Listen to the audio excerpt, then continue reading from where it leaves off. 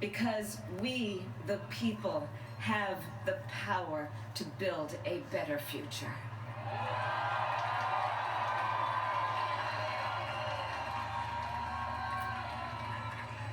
And when our very democracy was on the ballot in this election, with the very soul of America at stake, and the world watching, you ushered in a new day for America.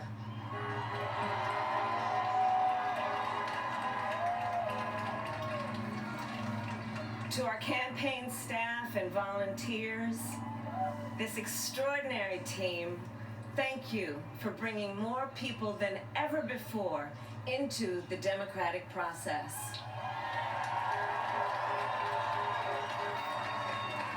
And for making this victory possible. To the poll workers and election officials across our country who have worked tirelessly to make sure every vote is counted, our nation owes you a debt of gratitude.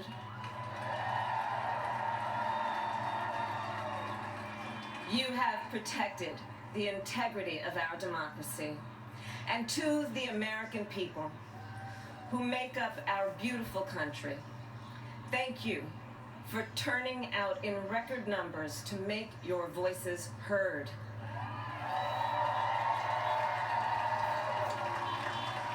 And I know times have been challenging, especially the last several months. The grief, sorrow, and pain, the worries and the struggles. But we have also witnessed your courage, your resilience, and the generosity of your spirit. For 4 years, you marched and organized for equality and justice, for our lives and for our planet. And then you voted.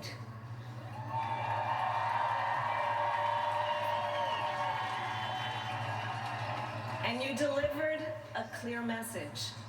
You chose hope and unity, decency, science, and yes, truth.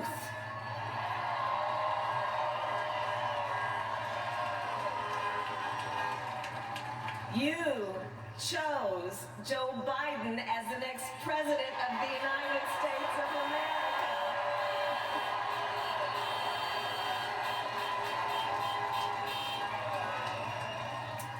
And Joe is a healer, a uniter, a tested and steady hand, a person whose own experience of loss gives him a sense of purpose that will help us as a nation reclaim our own sense of purpose. And a man with a big heart who loves with abandon. It's his love for Jill, who will be an incredible First Lady.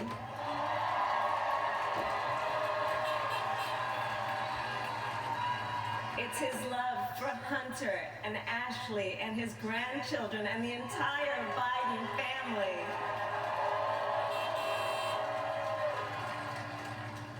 And while I first knew Joe as vice president, I really got to know him as the father who loved Bo, my dear friend who we remember here today. And to my husband, Doug,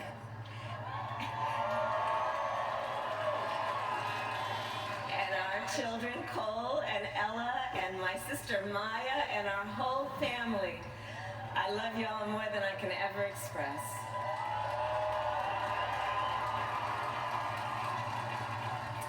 We are so grateful to Joe and Jill for welcoming our family into theirs on this incredible journey. And to the woman most responsible for my presence here today, my mother, Kamala Harris, who is always in our hearts.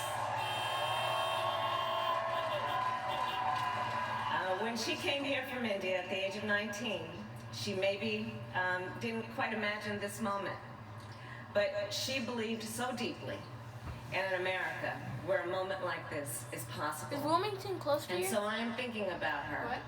And about the generations of women, Black women,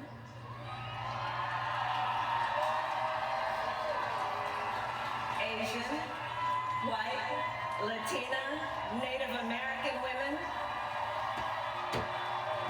who throughout our nation's history have paved the way for this moment tonight. Women who fought and sacrificed so much for equality and liberty and justice for all, including the Black women who are too often overlooked, but so often prove they are the backbone of our democracy.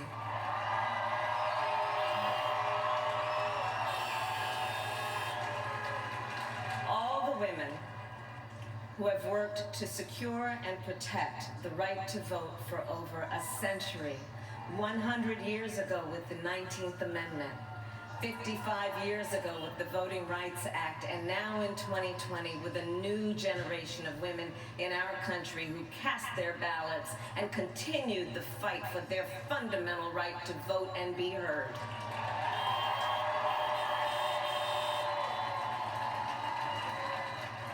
Tonight I reflect on their struggle, their determination, and the strength of their vision to see what can be unburdened by what has been. And I stand on their shoulders. And what a testament it is to Joe's character that he had the audacity to break one of the most substantial barriers that exists in our country and select a woman as his vice president.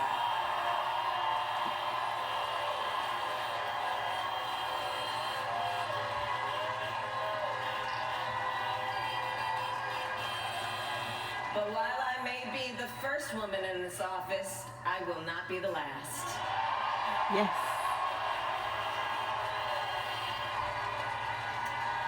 Because every little girl watching tonight sees that this is a country of possibilities. And to the children of our country, regardless of your gender, our country has sent you a clear message.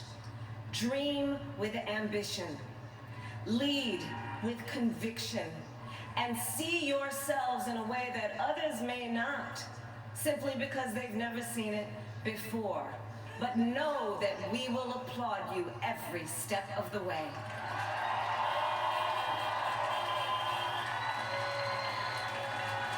And to the American people, no matter who you voted for, I will strive to be a vice president, like Joe was to President Obama, loyal, honest, and prepared, waking up every day thinking of you and your family. Because now is when the real work begins, the hard work, the necessary work, the good work, the essential work to save lives and beat this epidemic, to rebuild our economy so it works for working people, to root out systemic racism in our justice system and society, to combat the climate crisis, to unite our country and heal the soul of our nation.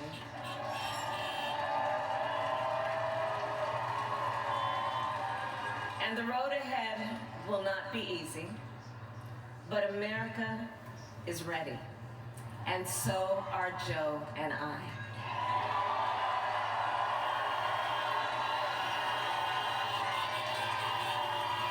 We have elected a president who represents the best in us, a leader the world will respect and our children will look up to, a commander-in-chief who will respect our troops and keep our country safe, and a president for all Americans.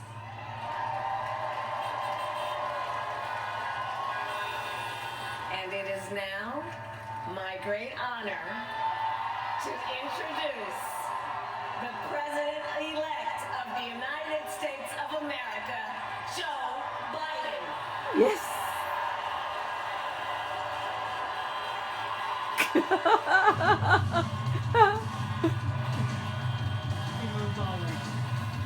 You go, Rocky.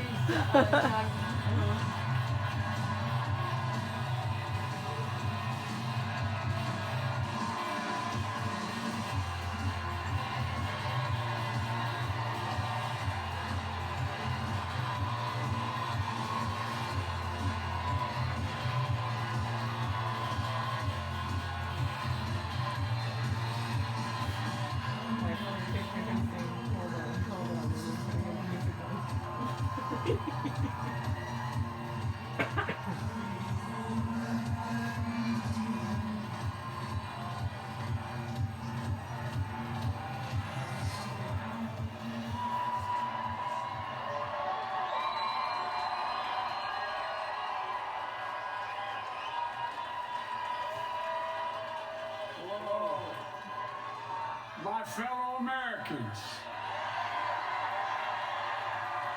and the people who brought me to dance, Delawareans.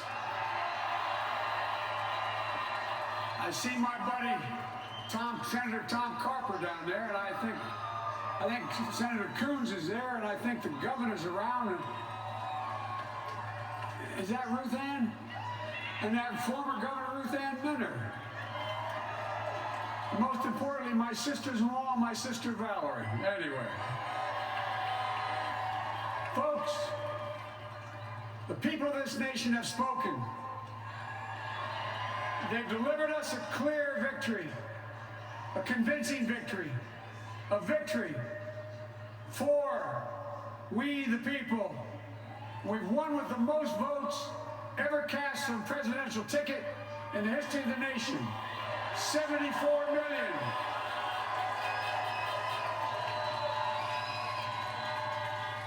Well, I must admit it surprised me.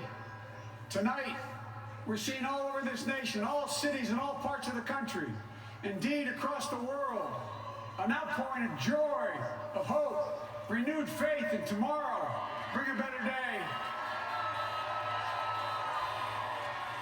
And I'm humbled by the trust and confidence you've placed in me. I pledge to be a president who seeks not to divide, but unify.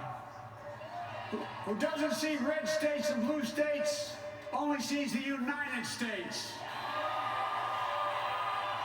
And work with all my heart, with the confidence of the whole people, to win the confidence of all of you. And for that is what America, I believe, is about. It's about people. And that's what our administration will be all about. I sought this office to restore the soul of America, to rebuild the backbone of this nation, the middle class, and to make America respected around the world again. And to unite us here at home. It's the honor of my lifetime that so many millions of Americans have voted for that vision. And now, the work of making that vision is real. It's a task, the task of our time. Folks, as I said many times before, I'm Jill's husband. And I would not be here without her love and tireless support of Jill and my son Hunter and Ashley, my daughter, and all our grandchildren and their spouses and all our family. They're my heart. Jill's a mom, a military mom, an educator. And she has dedicated her life to education. But teaching isn't just what she does, it's who she is. For American educators, this is a great day for you all. You're going to have one of your own in the White House. And Jill's going to make a great first lady. I'm so proud of her.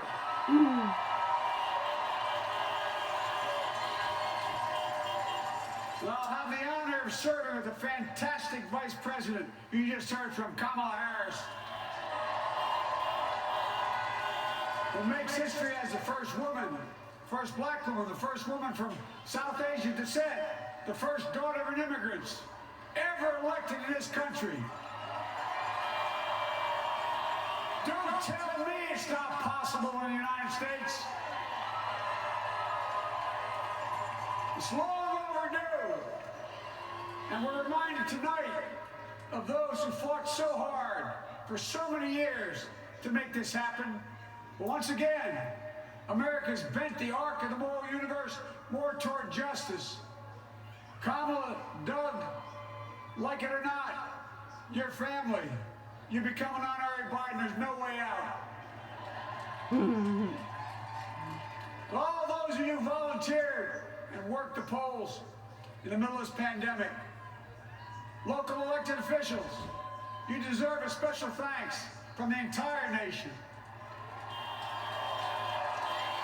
And my campaign team and all the volunteers, and all who gave so much of themselves to make this moment possible.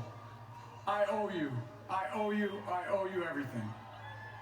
And all those who supported us, I'm proud of the campaign we built and ran. I'm proud of the coalition we put together. The broadest and most diverse coalition in history. Democrats, Republicans, Independents, progressives, moderates, conservatives, young, old, urban, suburban, rural, gay, straight, transgender, white, Latino, Asian, Native American. I mean it, especially those moments, and especially those moments when this campaign was at its lowest ebb. The African American community stood up again for me. You always had my back, and I'll have yours. I said at the outset, I wanted to represent this campaign to represent and look like America. We've done that. Now that's what I want the administration to look like and act like. For all those of you who voted for President Trump, I understand the disappointment tonight. I've lost a couple times myself, but now let's give each other a chance. It's time to put away the harsh rhetoric, lower the temperature, see each other again, listen to each other again. And to make progress, we have to stop treating our opponents as our enemies.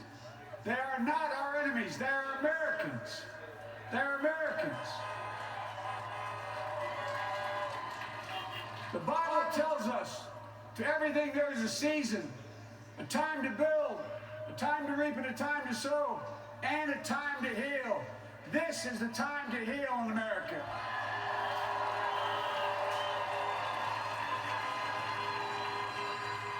Now this campaign is over. What is the will of the people? What is our mandate? I believe it's this. Americans have called upon us to marshal the forces of decency, the forces of fairness, to marshal the forces of science, and the forces of hope in the great battles of our time. The battle to control the virus, the battle to build prosperity, the battle to secure your family's health care, the battle to achieve racial justice and root out systemic racism in this country. And the battle to save our planet by getting climate under control. The battle to restore decency, defend democracy, and give everybody in this country a fair shot. That's all they're asking for, a fair shot. Folks, our work begins with getting COVID under control. We cannot repair the economy, restore our vitality, or relish life's most precious moments, hugging our grandchildren, our children, our birthdays, weddings, graduation, all the moments that matter most to us until we get it under control. On Monday, I will name a group of leading scientists and experts as transition advisors to help take the Biden-Harris COVID plan and convert it into an action blueprint that will start on January the 20th, 2021. That plan will be built on bedrock science, will be constructed out of compassion, empathy, and concern. I will spare no effort, none, or any commitment to turn around this pandemic. Folks, I'm a proud Democrat, but I will govern as an American president. I'll work as hard for those who didn't vote for me as those who did. Let this grim era of demonization in America begin to end here and now.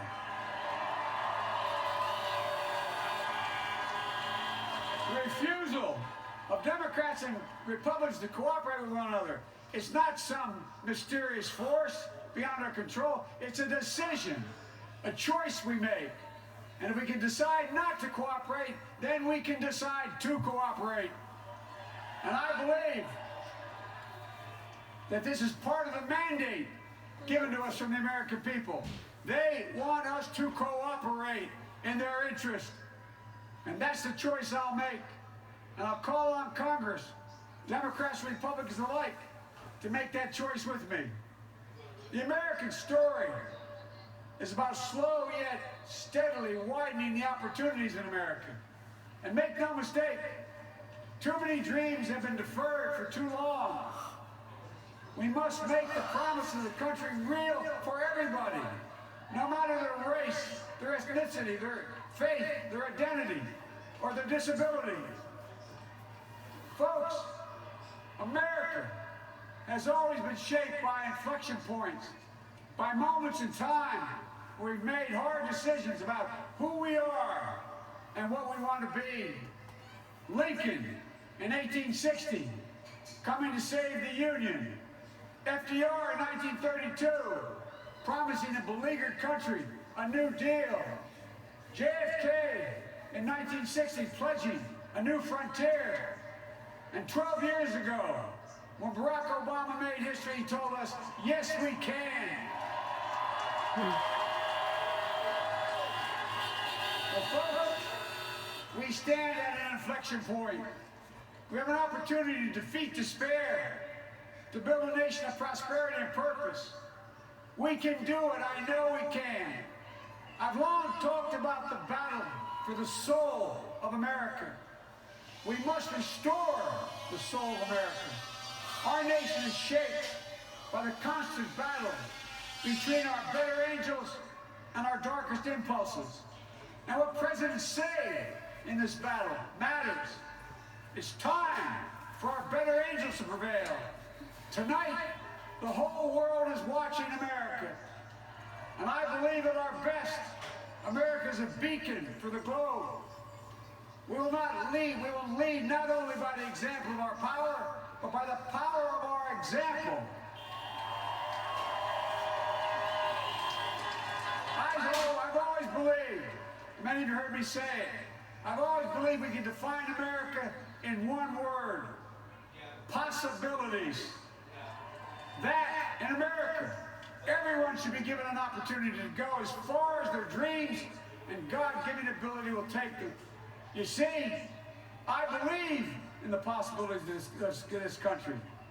We're always looking ahead to an America that's freer and more just, ahead to an America that creates jobs with dignity and respect, ahead of an America that cures diseases like cancer and Alzheimer's, ahead to an America that never leaves anyone behind, ahead of an America that never gives up, never gives in. This is a great nation. It's always been a bad bet to bet against America. We're good people. This is the United States of America. And there's never been anything we've been not able to do when we've done it together.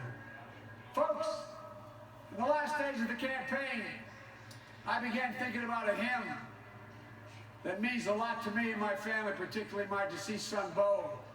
It captures the faith that sustains me, which I believe sustains America. And I hope I can provide some comfort and solace to 230,000 Americans who've lost a loved one to this terrible virus this year. My heart goes out to each and every one of you. Hopefully this hymn gives you solace as well. And it goes like this: and he will raise you up on eagle's wings, bear you on the breath of dawn, and make you to shine like the sun, and hold you in the palm of his hand. Yes, Lord. And now together, on eagle's wings, we embark on the work that God and history have called upon us to do. With full hearts and steady hands, with faith in America and in each other, with love of country, a thirst for justice. Let us be the nation that we know we can be. A nation united, a nation strengthened, a nation healed. The United States of America, ladies and gentlemen, there's never been anything we've tried we've not been able to do. So remember, as my grandpapa, our grandpapa used to say when I walked out of his home when I was a kid up in Scranton, he said, Joey, keep the faith. And our grandmother, when she was alive, she yelled, no, Joey, spread it. Spread the faith. God love you all. May God bless America, and may God protect our troops. Thank you, thank you, thank you.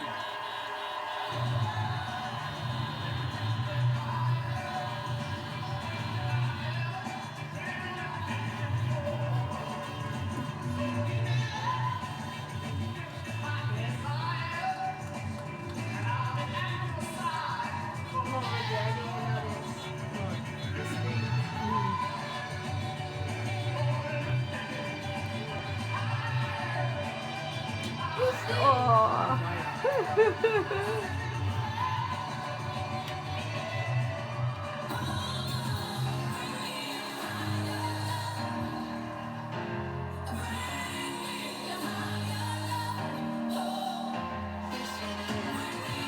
one thing I can say is